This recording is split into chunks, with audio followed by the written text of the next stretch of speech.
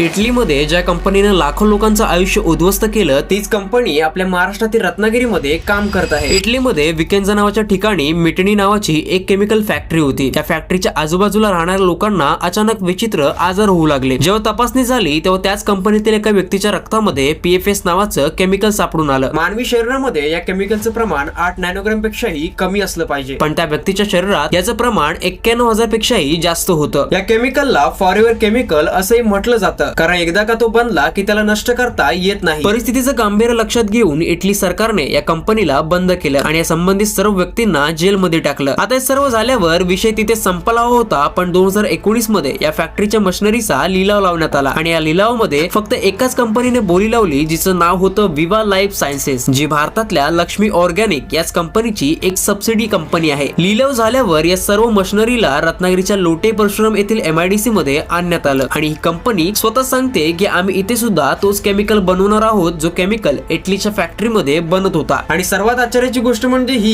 की या केमिकलवर नियंत्रण ठेवण्यासाठी आपल्या भारतामध्ये कोणताही कडक कायदा अस्तित्वातच नाहीये। म्हणजे ज्या फॅक्टरीमुळे इटलीमध्ये इतकी सारे लोक इन्फेक्टेड झाली, इतक्या साऱ्या लोकांचा जीव गेला, तीच कंपनी आपल्या महाराष्ट्रामध्ये आता काम करणार आहे। कारण कदाचित आपल्या सर्वसामान्य माणसाच्या जीवापेक्षा त्या कंपनीजना त्या कंपनीचं प्रॉफिट खूप महत्वाचं आहे। आता हा व्हिडिओ जास्तीत जास्त लोकांपर्यंत शेअर करा, जेणेकरून लोकांना याबद्दल माहित पडू शकेल।